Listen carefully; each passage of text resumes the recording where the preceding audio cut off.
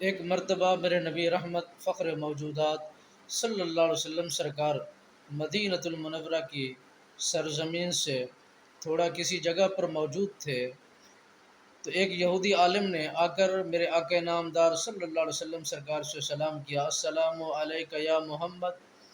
جب یہی جملہ بولا گیا تو میرے نبی کے دیوانے مستانے نے جب سنا تو ان سے رہا نہ گیا کہ میرے نبی کو صرف محمد کے نام سے پکارا گیا ہے۔ اس نے دھکا دیا اور وہ یہودی عالم گرنے کے بالکل قریب تھا۔ اس نے پوچھا کہ آپ نے ایسا کیوں کیا؟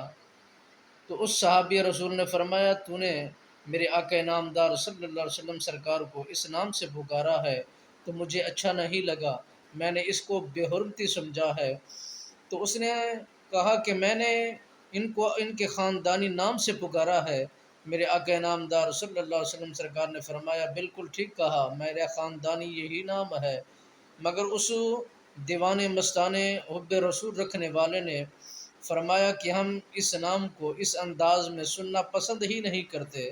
جب بھی میرے آقا نامدار صلی اللہ علیہ وسلم سرکار کا نام نامی اسم گرامی لیا جائے تو یا رسول اللہ کہہ کر پکارا جائے، یا نبی اللہ کہہ کر پکارا جائے، یا السلام علیکم محمد کہہ کر پکارنے والے کی تعظیم ہم نہیں کریں گے، اس کو ہم فوقیت نہیں دیں گے اور اس کی کوئی بات سننے کو تیار نہیں ہوں گے۔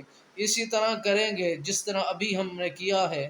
وہ نبی کا دیوانہ اور نبی کا مستانہ اس انداز میں اپنے آپ کو ڈال دیتا ہے کہ اس طرح کے جملے سننے کے لیے بھی وہ تیار نہیں ہوتا، بلکہ دعویٰ بول دیتا ہے اور بتا دیتا ہے کہ جو بھی اس طرح کرے گا اس کے ساتھ یہی معاملہ ہوگا، جو بھی اس طرح عمل کرنے کی کوشش کرے گا ہم اس کی شان و شوکت کو نہیں دیں گے اور اس کے مرتبے مقام کو نہیں دیکھیں گے۔